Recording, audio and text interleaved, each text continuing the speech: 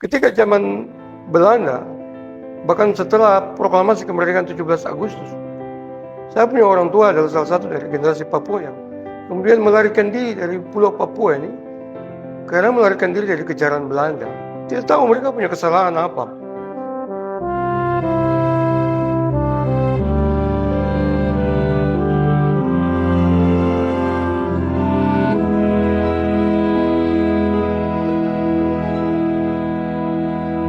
Pemirsa, selamat siang. Salam jumpa dengan saya, Yohanes Samuel Nusi. Saya adalah salah satu dari generasi pejuang dan saya juga penulis. Saya mau menuangkan pokok pikiran saya dalam bentuk tulisan berjudul Transformasi Papua. Secara khusus yang fokus pada upaya untuk membangun karakteristik generasi gemilang di masa depan. Nah, untuk mencapai pada fokus pemikiran ini, saya harus bercerita tentang beberapa poin sejarah yang penting yang dialami oleh Papua dan manusianya sendiri. Istimewa sejak zaman abad 14 atau zaman Majapahit sampai ke waktu proklamasi 17 Agustus 1945, bahkan ke setelah zaman kemerdekaan, di mana program-program seperti otonomi khusus, daerah otonomi baru, termasuk bagaimana sebelumnya adalah Freeport yang kemudian masuk ke Papua untuk memberikan pengaruhnya. Semua ini menjadi bagian yang penting yang akan saya ceritakan dalam kerangka menuangkan pokok pikiran tentang transformasi Papua.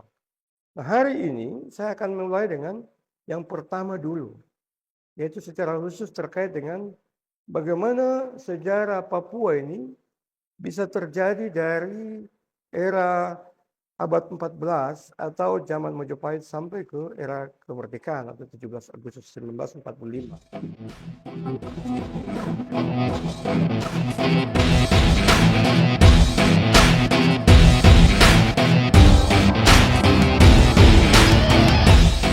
Bagaimana Papua ternyata, siapa yang menyangka kalau Papua itu sudah tercatat dalam bagian dari kitab negara Kertagama di zaman Majapahit, tepatnya di kekuasaan Raja Hayam Wuruk di abad ke-14 atau di tahun 1365. Nah, Papua ternyata tercatat di sana sebagai wilayah Wawanin atau Wanin.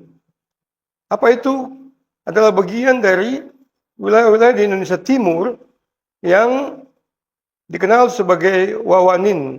Nah, salah satunya adalah wilayah bagian barat, Papua Barat Daya, yang dikenal sebagai Semenanjung Onin. Nah, ini menunjukkan bahwa Papua sebenarnya jauh sebelumnya sudah tercatat menjadi bagian dari atau milik dari hubungan-hubungan yang luas dari kerajaan Majapahit dan memiliki kontak dengan kekuatan di luar wilayah Papua. Atau melalui hubungan-hubungan dagangnya, Papua sudah menjalankan komunikasi dengan manusia-manusia di luar wilayah Papua itu sendiri. Dan karena pengaruh ini, maka mungkin tidak secara administratif, tapi secara simbolik, Papua sebenarnya sudah menjadi bagian dari catatan sejarah sejak era-era yang klasik, begitu. Nah, kemudian di masa perdagangan dan penjelajahan asing, kira-kira sekitar abad 16 sampai 19, Papua ini kita tahu sebenarnya sudah menjadi bagian dari jaringan perdagangan rempah-rempah dan melalui laut juga. Dan itu sangat menarik perhatian bangsa-bangsa Eropa, secara khusus Portugis, Spanyol, dan Belanda. Pertama kita tahu juga karena di abad 16 dan 17, bangsa Portugis itu dan Spanyol secara khusus sudah mulai mengeksplorasi perairan di sekitar wilayah Papua. Dan di abad 17, Belanda melalui VOC, juga di abad 17 dan 18, Belanda melalui VOC sebenarnya sudah menancapkan pengaruhnya di wilayah Papua secara khusus di Maluku yang dekat dengan Papua.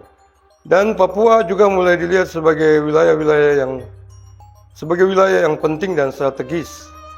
Meskipun kontrol langsung terhadap wilayah-wilayah pedalaman memang masih sangat terbatas karena dipengaruhi oleh faktor geografis. Berikutnya juga di era kolonial Belanda, secara khusus di abad 19 sampai ke tahun 1942. Nah, pada tahun 1928, era kolonial Belanda, yaitu di abad 19 sampai tahun 1942, pada tahun 1928, Belanda secara resmi mengklaim bagian barat dari Pulau Papua sebagai bagian dari Hindia Belanda dan mendirikan posnya di Fak-Fak dan di Manokwari. Nah, pengaruh Belanda ini berkembang tidak cukup cepat karena faktor-faktor geografis dan budaya lokal yang sangat berbeda. Juga termasuk misi Katolik dan Protestan telah masuk dan melakukan kegiatan-kegiatan pendidikan dan kesehatan di wilayah tanah Papua ini. Di era berikutnya adalah era Sumpah Pemuda. Dan di era ini yang kita ketahui adalah bahwa sejujurnya siapa yang menyangka kalau ada ternyata figur-figur Papua yang pernah mengikuti peristiwa Sumpah Pemuda di tahun 1928. Dicatat pada tahun 1927, ada seorang kepala desa Sentani, namanya Poreo Ohe. Nah, beliau itu atas penunjukan Sultan Tidore pernah mengikuti peristiwa Sumpah Pemuda atau momen Sumpah Pemuda yang dilaksanakan di tanah Jawa, mewakili pemuda-pemudi Papua, dan itu dibuktikan oleh surat jalan yang diberikan oleh pemilik otoritas pada saat itu. Selain Ohe juga ada Aitai Karubaba. Beliau adalah salah satu tokoh yang dimakamkan di kampung Rondepi, Pulau Urfareri, distrik Kepulauan Ambai. Beliau juga secara turun-temurun diakui oleh generasinya pernah mengikuti peristiwa Sumpah Pemuda itu sendiri. Nah, pemirsa, selanjutnya adalah masa pendudukan Jepang. Itu berlangsung sekitar tahun 1942 sampai 1945. Selama Perang Dunia Kedua, kita ketahui Jepang menguasai sebagian besar wilayah Hindia Belanda. Dan itu termasuk Papua. Papua terutama wilayah pesisir seperti Biak atau Jayapura yang dikenal sebagai Hollandia. Itu juga menjadi ajang pertempuran penting antara pasukan Jepang dan sekutu. Dan setelah Jepang menyerah di tahun 1945, wilayah Papua kembali jatuh ke tangan Belanda. Nah, sejarah yang berikutnya adalah sejarah 17 Agustus 1945 atau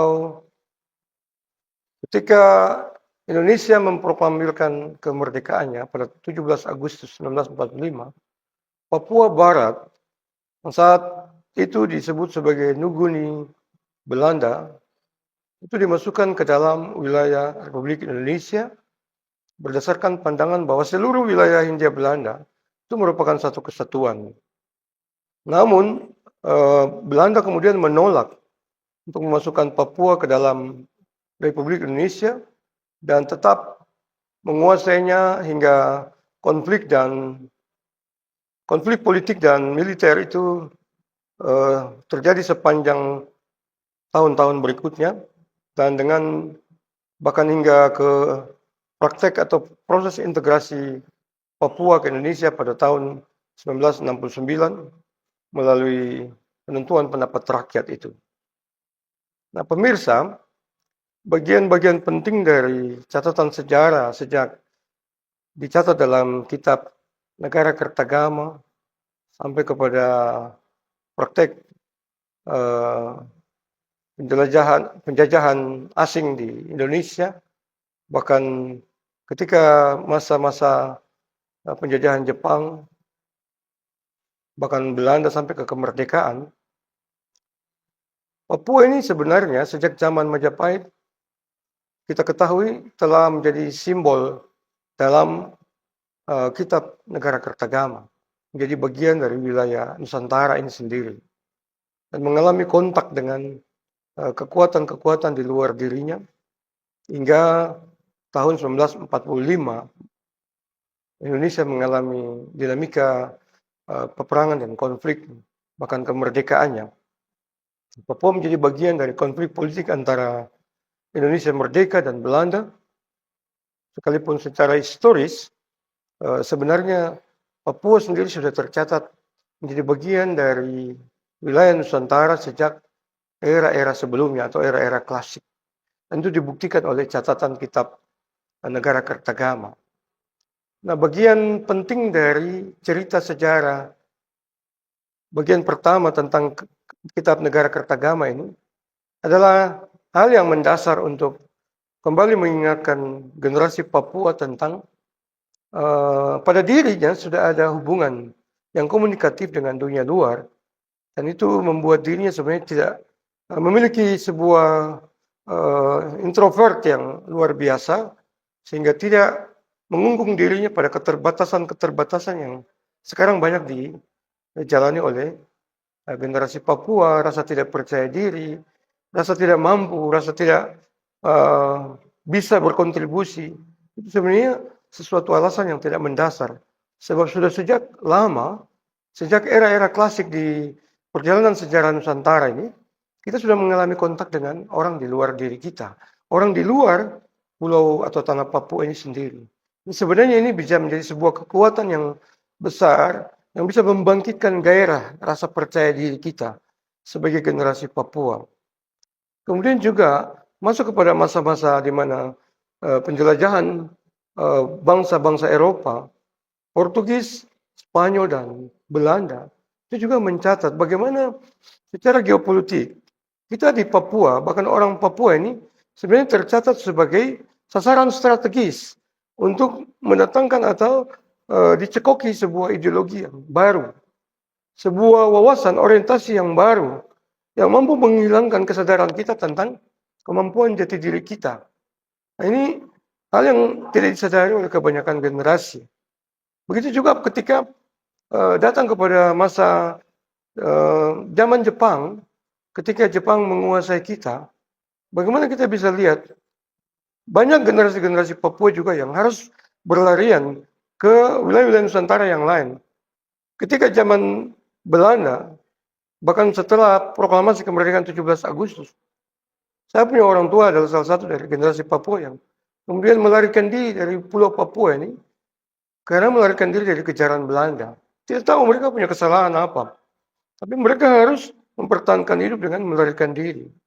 Dan itu ceritanya membuat kami generasi ini merasa prihatin ya, kenapa pada saat itu justru generasi Papua ada yang dikejar oleh Belanda, tetapi ada juga yang tinggal di tanah Papua ini untuk menjalankan dinamika kehidupan yang lain. Tapi saya bersyukur karena dari cerita orang tua saya menyadari bahwa sebagai generasi Papua, saya juga telah mengalami kontak, hubungan, komunikasi, kemampuan-kemampuan yang lain dari pengaruh-pengaruh hubungan yang sangat mendasar tadi dengan orang di luar diri saya, dengan orang di luar keluarga saya, kerabat saya, dan suku saya. Itu sebabnya sekarang ini menjadi bekal bagi saya untuk melakukan hal-hal yang berbeda, yang tidak dianggap oleh, tidak mudah ditebak oleh orang di masa kini. Tapi itu menjadi bagian yang penting untuk kita melakukan perubahan-perubahan yang transformatif. Ingat, tugas kita ke depan masih panjang. Salah satu bagian sejarah tentang kitab negara Kertagama sampai ke proklamasi 17 Agustus adalah catatan penting yang akan memulai bagaimana pemikiran kita untuk membangun transformasi di tanah Papua ini menjadi jauh lebih baik ke masa depan. Itu catatan saya yang pertama. Kita akan lanjutkan. Sampai jumpa lagi di cerita sejarah berikutnya bersama saya, Yohanes Samuel Nusi.